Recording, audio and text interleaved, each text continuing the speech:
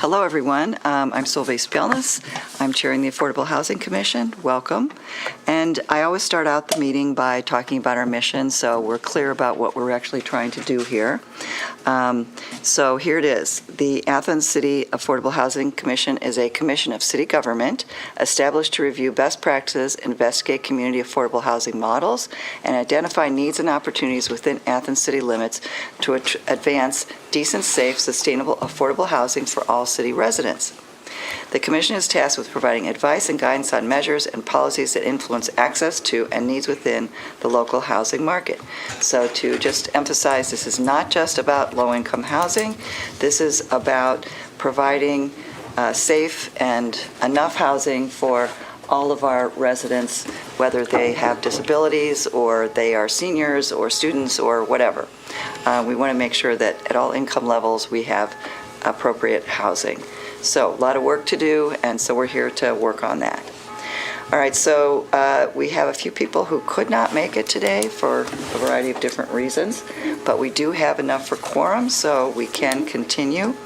I'd like to move now to the disposition of minutes. I did send the minutes to everyone if you had a chance to look at that. If anybody could approve the minutes or make changes, this is the time. Any changes, comments? We're good? Okay. Could I have a motion to approve the minutes? I'll move to approve the minutes. I'll second. Okay. Any other discussion? And if not, let's hear a vote to approve the minutes. Aye. Aye. Okay. Thank you. Okay. Then, thank you very much. She's very good at that. All right, so the next thing we want to do is to talk about city updates, and we'll start with Megan Jennings, our city planner. What's new, Megan? I'll say I don't have updates yet for the Welcome Home Ohio.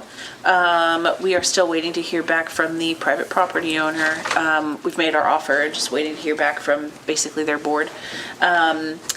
Other than that, there are no agenda items for tomorrow's Planning Commission meeting, so it is canceled. And I don't think I have any other updates related to housing right now. Okay. Well, I think probably things slow down a little bit in the winter time as we're moving along. Yeah. So, welcome, Amy. I guess you. You're good. I guess all I'll say, last night at council, the rezoning for Columbia, Columbus, and Lancaster, that kind of neighborhood hub, did get approved. So I will be updating those zoning maps this week. Yes, and there's still some thought about making some additional changes, but there's going to be some additional conversation about those changes along Lancaster, right? Okay, gotcha. Yeah. Yep. All right, so good. I think they did a lot of great work on that. Yeah. You were very good at getting out and asking the community their thoughts about it, and you did make changes based on their concerns, and that's how city government's supposed to work. So, great. Thank you very much. I really appreciate that work, Megan.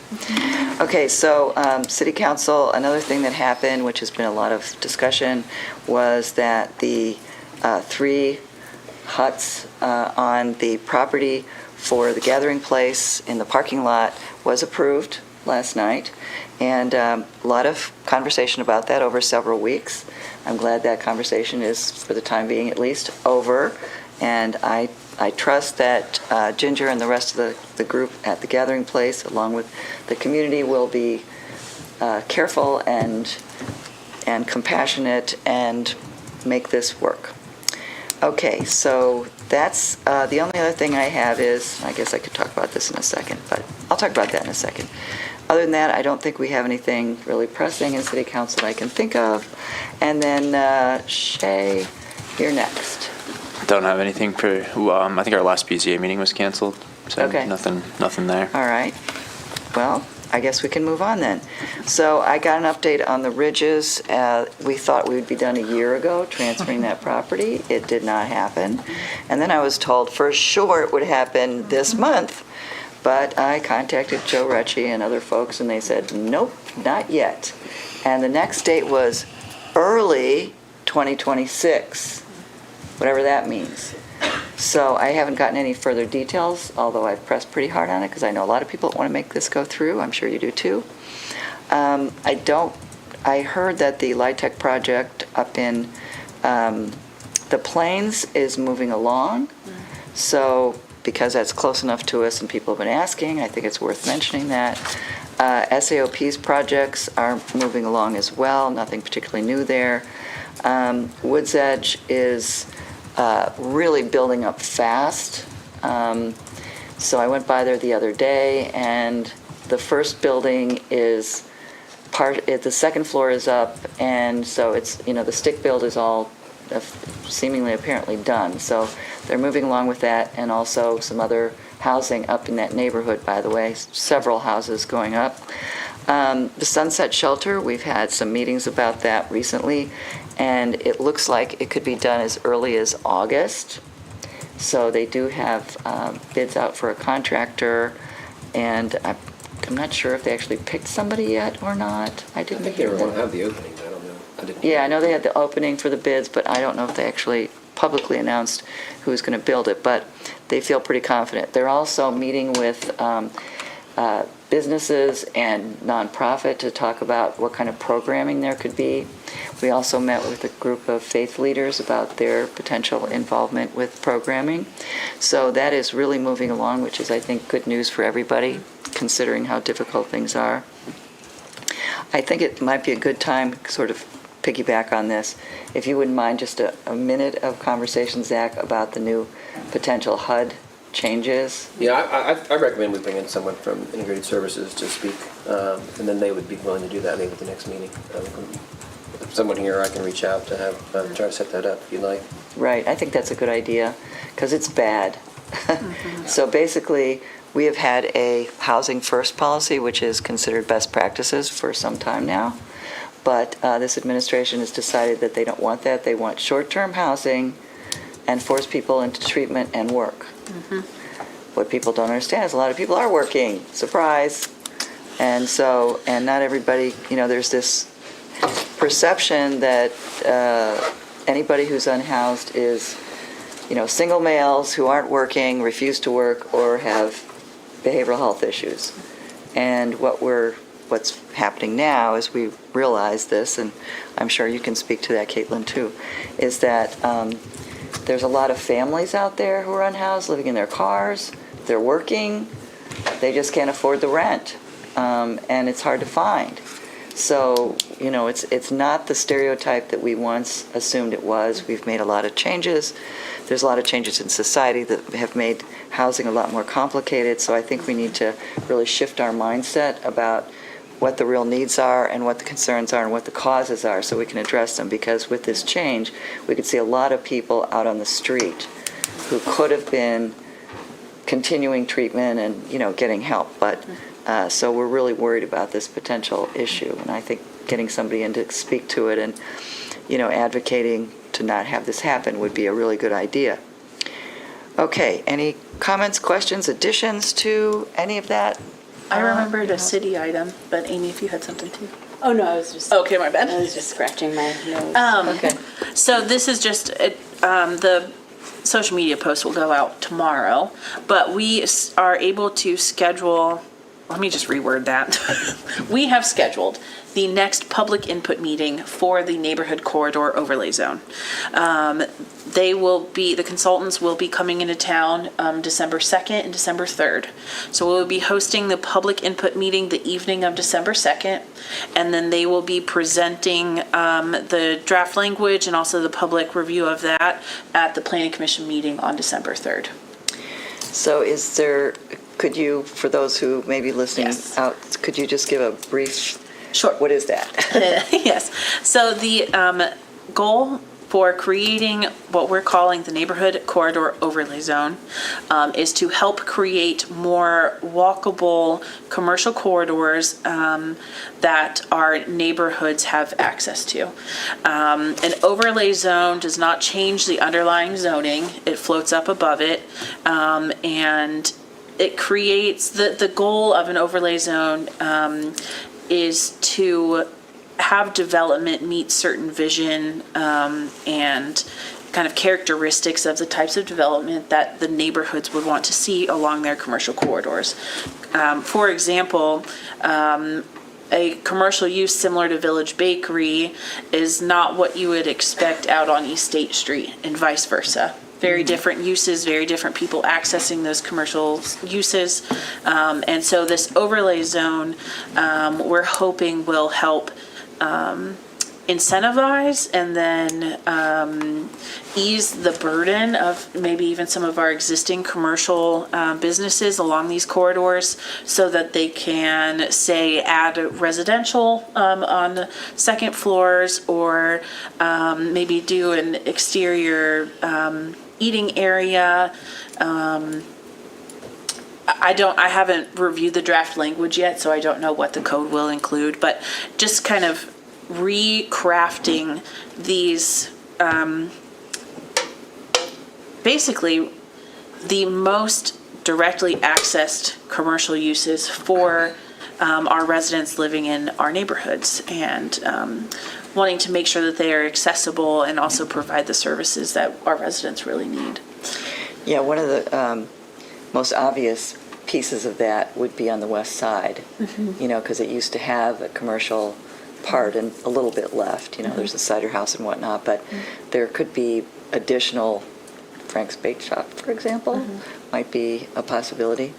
And on that note, by the way, we did pass the vacant buildings ordinance, so that anybody who has a vacant, whether it's house or a commercial building, retail building, whatever, that they are to register with the city and then pay a fee. And if they don't use it for the intended purposes within a certain amount of time, then they will pay a fee for the next year.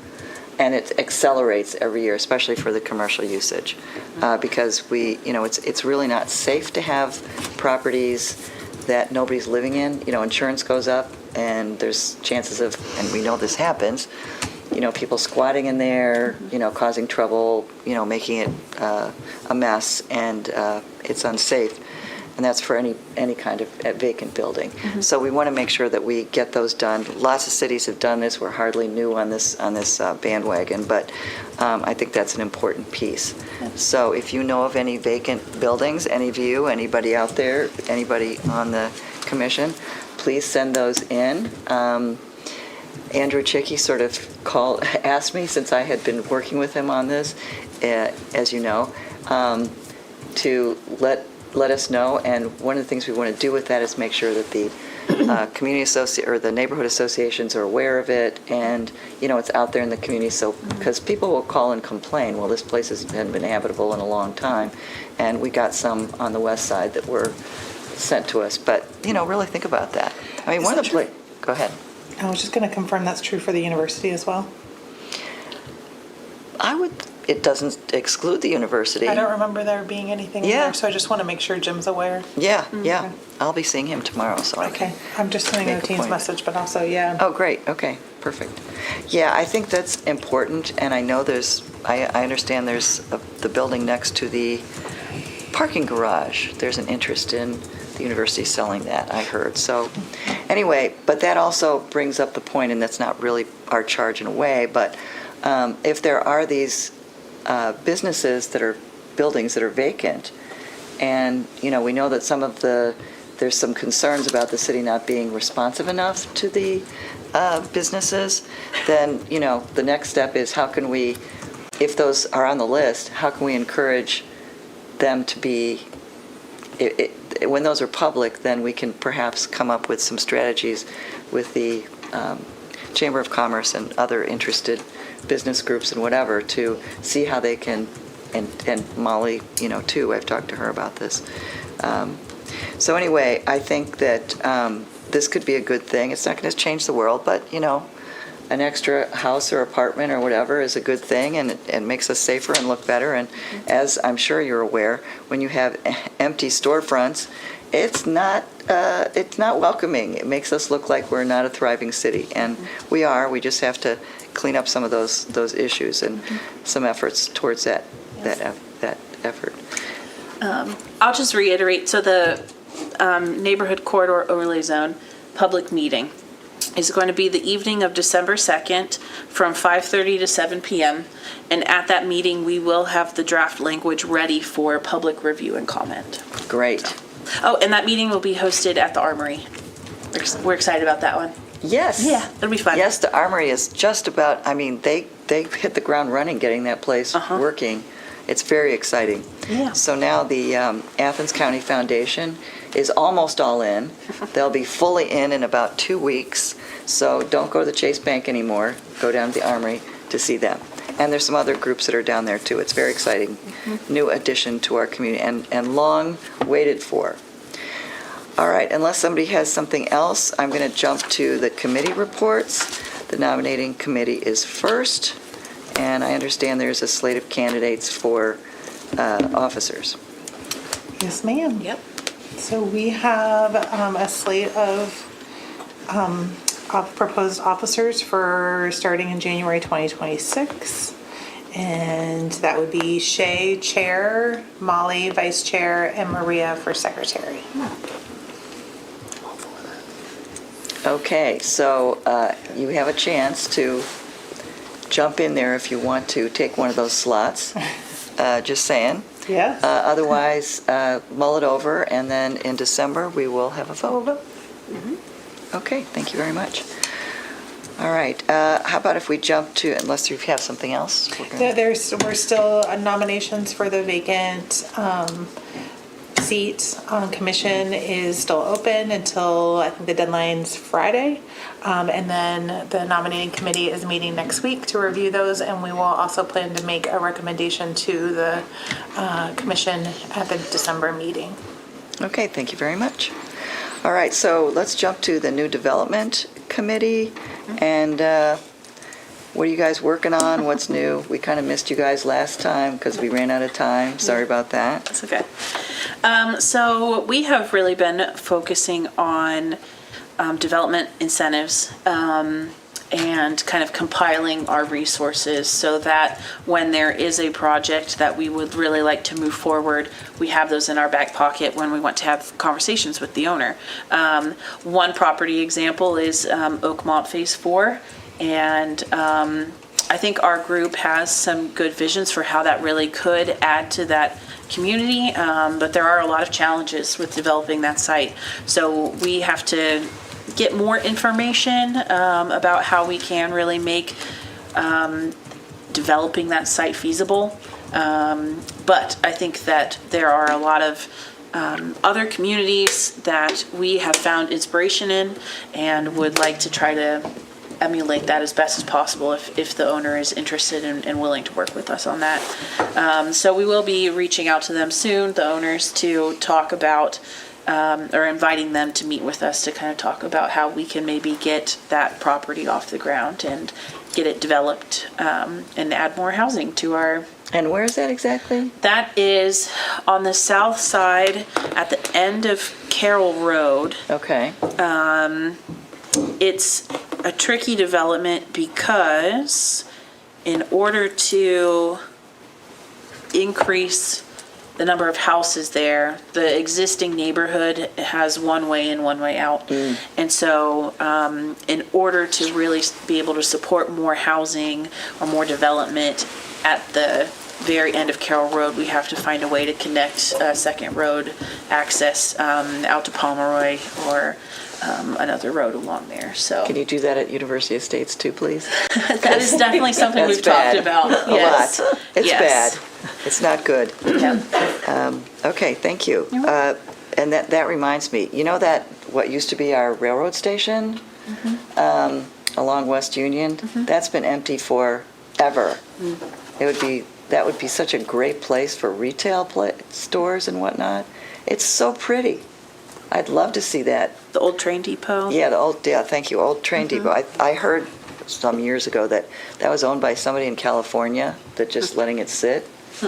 Can't let it do that. We need that. It's really nice. Okay, great. That sounds very promising. Thank you. We love that. Any comments or questions about any of that? And jump in anytime. Are you talking, which one are you referring to? The blue one or the red one at the very end? Blue one. The blue one? You're talking the red one out State. by the bike path? Yeah, is that West Union, right? But the blue one, I thought that was a real estate Office? office for that owns the apartments behind it. Because we went in there one time, they were open, just to go look, but I think it might be worth asking. Okay. I'm That's sure. across Union from like Smiling Skull, Yeah. right? That's what you're thinking of? Yeah. Okay, yeah. That's it. Yeah, it's so pretty. Okay, great. So let's move on to the neighborhood revitalization, and I'm going to start out with the rental inspection process subcommittee that's been, we met last month, and we're meeting again tomorrow. At this point, we have a fully functioning subcommittee, and it's been, because of, to have a group email like we have with ours, it's been shortened to RIPS. Rental Inspection Processes Subcommittee, RIPS. So if you say RIPS, that's what I'm talking about. Anyway, we have a site on the city website. We also have a OneDrive to put all of our data, which will be publicly available to view, not to manipulate. So obviously some people can have access to certain things and not other things, but we want to be very transparent in what we're doing, so that's happening.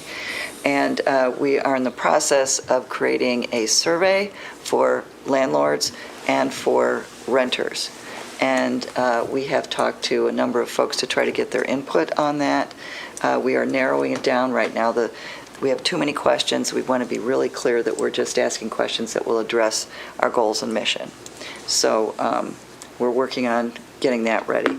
We're also talking about how many focus groups we think we're going to need. So we want to look at, for example, the disability community, any issues that they particularly have, or folks in the LGBTQ or people of color communities, and ask if they're experiencing different kinds of problems that might be unique, and trying to decide how to do that. We have actually 4 different PhDs working on this kind of thing, and one of them is going to help us shepherd through the IRB. So there's a lot of work being done and still to do.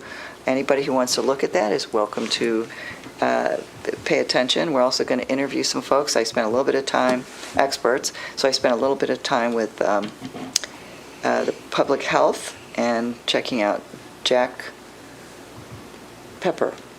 Yes. I spoke with Jack Pepper just to kind of get a little bit of an overview, so we're going to talk to their inspectors because, they do inspections.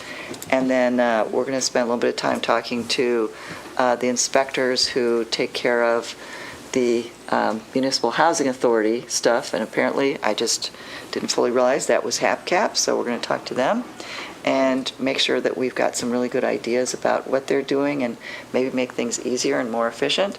We've got a pretty enthusiastic group. We have a little bit of a interesting transitionary issue because, as I think I told you, David Riggs is going to go part-time for the next year, and we're having a 3/4 time person to transition in, but that hasn't been finalized yet. Hopefully it will be in the next couple of weeks, and we can figure out how to move forward with working with them in an effective way. So that's all I have to share with you about that. Like I said, we have a number of different directions we're going. There's the data collection part, making that information available, checking what we already have. We're going through that. And then we've got a really great intern who's got some real statistical skills. Thank you very much, Valerie. So you can thank her for me. Anyway, at Legal Aid and some other folks who are working on different aspects of this, because we've got a year, that's it, so we want to make sure that we're being really efficient with our time and looking at other models from other communities as well. So it's underway. I feel really confident that it's moving smoothly, and I'm pretty pleased about that. So any questions, issues, things you want to recommend or whatever? Okay. Well, feel free to contact me anytime. Be happy to share. And as we get more stuff on the website that's viewable, I'll keep you posted about that. So I did mention the vacant property ordinance. I guess I did that too early, but anyway, it's there. And then you want to talk about the west side, strengthening neighborhoods, because you guys are doing more stuff. Yeah, I mean, I can just talk about what we talked about at our last neighborhood revitalization meeting. One of the things we talked about was just doing a scan of all the existing neighborhood or associations, organizations, and possibly doing a convening and just making sure, you know, we know who each other are. And just like kind of taking a city approach to that. I know there are several neighborhood associations kind of working just within their neighborhoods, but just some sort of convening where people could get together and talk to each other about different things that they were doing and kind of network with each other. We also talked about... Could I interrupt yes, you for just a please. second? Sorry. Anyway, I did talk to Lacey Rogers, who's our outreach person in Athens City, and I suggested to her that we put that on the website for Great. anybody who's interested, you know, kind of have a neighborhood, and then put, you know, what all the different neighborhood associations and who to contact, that sort of thing. So if you're new in town, here's who you, so people can feel the sense of neighborhood. So, and kind of encouraging people to revitalize their neighborhood associations, because there are some that were active and aren't so much anymore. And the West Side's really taken this up. So I think getting all the, and she was favorable to that, although she had double check, you know, permission for whatever she could do. So I think that's great. We also talked about putting churches on the website. I mean, other kinds of activities that, you know, for those who would feel comfortable doing that. Go ahead. That's all. I was just, we talked about putting it on the website because I think we talked about how that we used to have that, like a little directory of all the neighborhood associations, and we just weren't completely sure who was active and who wasn't active. Right. So I'll be eager to see what you guys come up with. That's wonderful. And then, you know, there's things like the Porch Fest and other kinds of, you know, things that they're going to do on the east side, and we're going to try to expand it onto the west side because there's a lot of musicians there, and who knows, this might be a, you know, maybe there's several weekends of summer or something that you have these kinds of things. I don't know. I'm not, but all kinds of fun possible activities. Make people feel good about their neighborhood. I also spoke to a friend of mine. I visited Pittsburgh yesterday, and she said what they had was they called the Snow Angels, and that was part of a group that would, it was sort of a reciprocal thing, like you sign up in your neighborhood to help people with their, you know, leaves and snow and things like that. And then also sort of a barter thing where you maybe, or you know how the old barn raising, say, okay, we're going to do your yard today and we're going to do my yard tomorrow and somebody else's yard, so that it's kind of a fun thing, a social thing, and maybe get together afterwards. And I thought that might be a fun idea too, is to, and you know, for those people who are 85 and can't do their leaves and whatever, well, or somebody's got a disability. Maybe or they they're bake sick. the pies. Maybe they bake, exactly. I love it, exactly. So, you know, everybody has sort of a role to play in kind of helping with their neighborhood. So I think exploring some of these ideas is you know, helps with some of the division. And, you know, of course, we saw some of that with the huts and other things that have happened over in city council that has been a little, people aren't very happy about some things. So let's do some things that make people feel better about each other and about the neighborhood and about Athens and whatnot, you know, build that spirit back up. So that goes along with my adding neighborhood association and church into the city. Oh, Yeah. one thing that has been helpful in our neighborhood, although it's not a barter situation, is that in our newsletter, there's a list of people who will do things for, they might do snow removal. Yeah, great. Pet sitting, leaf raking. Right. All that. And so we have their names and their telephone number, and so people can contact them. And that's really very helpful. And it makes you feel, if you move into a new neighborhood and they're like that, you say, oh, okay, this'll work. You know, I can find some friends here and get acclimated and all that. I love that. So So we're doing that starting some of that on the Yeah, west I side. think but that sounds lovely. It's a and great we've- idea. And we've got a meeting tomorrow night, we can talk about it. Correct, I wrote that down. Good, thank you. See, isn't this great? All right, so there's that. Anything from communication committee? Nothing particularly new. I'm trying to get more Nope. stuff on our website. I'm going to talk to Scott about that after our meeting. Okay, we are zipping right along here. Okay, so then, just as a reminder, we need to prepare an annual report of what we've accomplished, and I did that last year. I might need a little bit of help with that. I need to go through all the minutes and come up with something to, there's so many people trying to present to city council. I'm not sure I want to do that this year. I think I'll just write up a report, 5, 10 pages and say, here's what we've been doing. Any thoughts about that, or anybody who's willing to help, I would really appreciate it. Of course, I'm going to ask you to take a look at it and see if we missed something, so we're on target here. I also, I can help with that. thank you, Amy. I really appreciate that. Okay, so then any comments about that? All right, so the next thing is, this is an emerging conversation, and that is we have a number of international students who, in the past, could get away with doing some under-the-table things, and because they don't get much, and they have a lot of issues that we didn't fully appreciate until recently when we got them all together and started asking questions. So housing is a problem, especially when they first arrive. So we're a little past that now. We're kind of getting people settled in, but apparently there was some international students who were homeless. And they didn't know what to do, so that was really tough. Or they had absolutely no furniture. They were sleeping on the floor with their kids, which is not good either. So, maybe collaborating.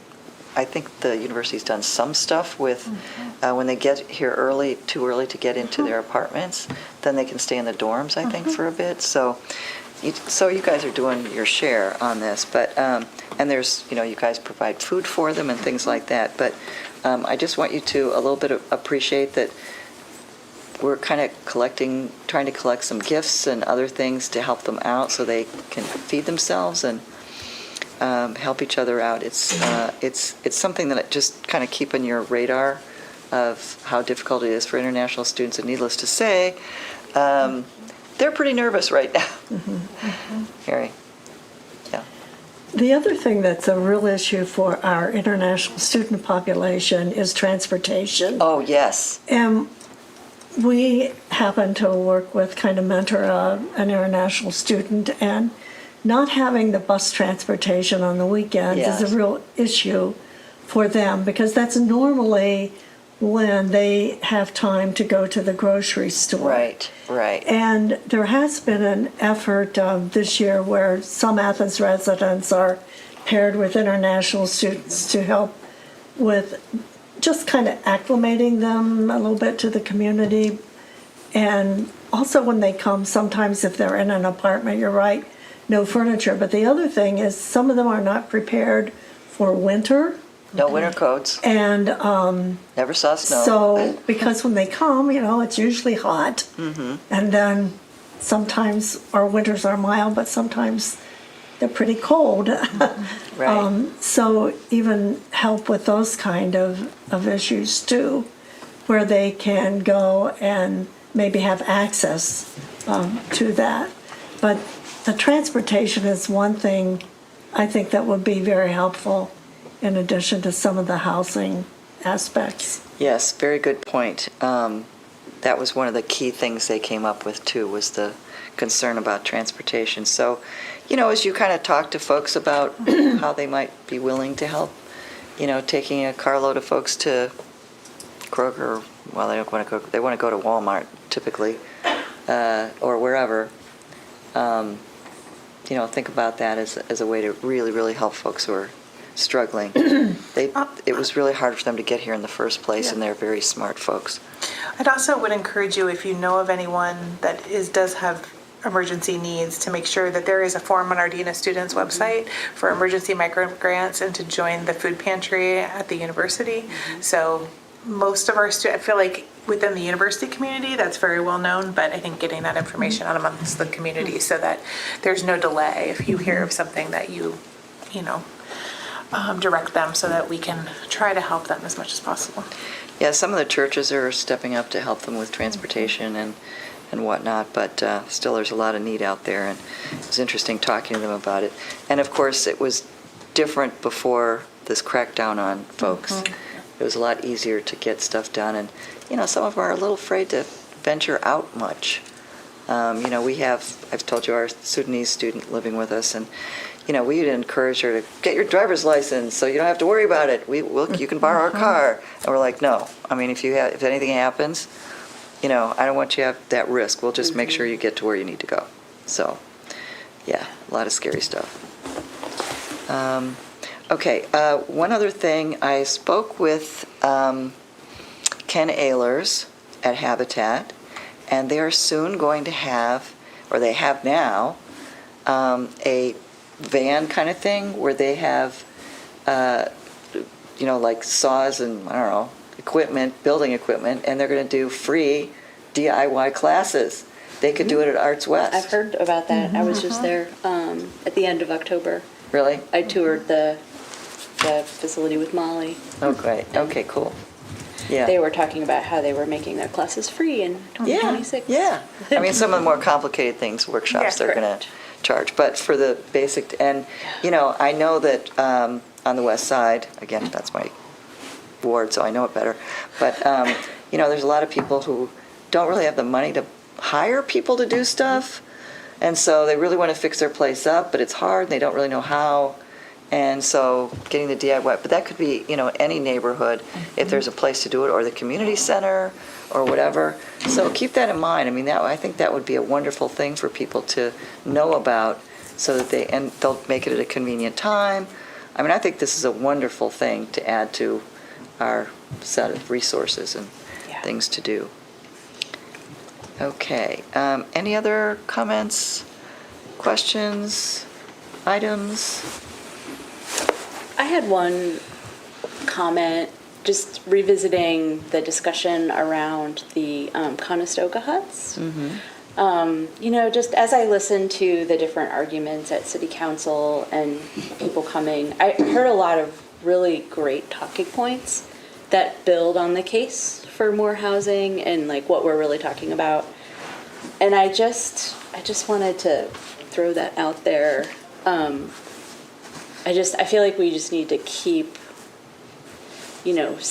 providing these messages about why all the housing is important on all of the things, because I think that especially when we're talking about with the ridges and once that comes out, I just think we need to be prepared for all of the things, and for when people start and some of the misinformation. I think what I saw was, even though point after point was like this about different things was like addressed, people still said the same things after those things were already addressed. And so I would love for us to talk about that maybe going forward in 2026. And I don't know if that's a communications thing or if that's a, Well, I mean, I think that is part all. of our role is educating the community about some of the challenges. So, providing, I don't know, a little PSA, little mini video. Yeah, something. Something would be a great thing to do, I think. Yeah. Put that out on social media and get that around. So we shall see. Thank you. Any ideas are welcome, and if you want to. I mean, we don't have to talk about it right now. Okay. I feel like in the future it would be. I think it would be great to just provide some. Solidarity. With some of these things. Okay. Yeah, and but we do have to be really careful to acknowledge the understandings that people have had about people who are unhoused, and their, for that reason, concern. And Absolutely. so it has to be done in a rather delicate way. Absolutely. And that is part of the challenge of communicating these kinds of messages. Any other comments about that or anything else?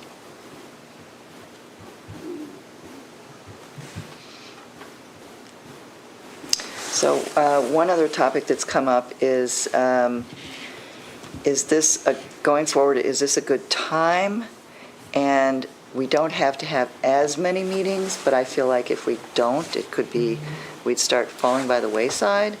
So I think that's worth a conversation, because I know doing the committee meetings and the commission meetings is a lot. I think that, and, you know, I know obviously you have busy lives and stuff. On the other hand, this does take a lot of time. So, I mean, we can occasionally cancel a meeting if there's not enough stuff on the agenda. We don't have to have a meeting every month. So I think that's a conversation for the officers moving forward of how you want to handle that.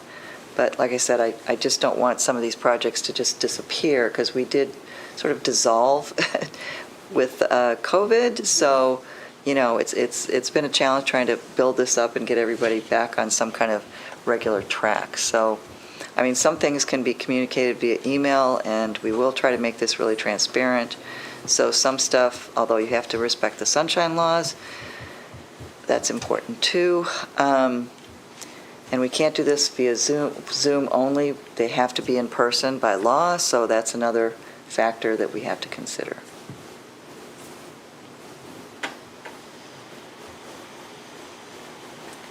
We'll put that on for discussion next month. All right, that's all I have. Caitlin, did you want to bring anything up? I don't think so. We'll see the meeting tomorrow. Okay, great. And of course, you are all welcome to attend the RIPS meeting tomorrow at noon. I'm not sure how it happened that we have it tomorrow, because the Planning Commission normally meets on that day. So we have to be careful about when we choose for our next month. But fortunately, they did cancel, so we're good. But anyway, Outside of town, yeah. these are the kinds of things that we need to be thinking about. So if for next month, if we could, we have to vote in the officers, we have to, I think it'd be important to find out what those new HUD regs, if they pass, hopefully you all will badger them with don't do it, but in case they do, it would be helpful to have somebody from Integrated talk about it. I'll reach out. Okay. So any other agenda items I'd appreciate hearing about during the month, and I will get in touch with the neighborhood revitalization and any of you, because we are supervising the RIPS group. Anything you want to see, of course, you're welcome to look at, and I will be asking a couple of you, because of your experience, to take a look at the survey questions to see if there's anything we're not doing correctly.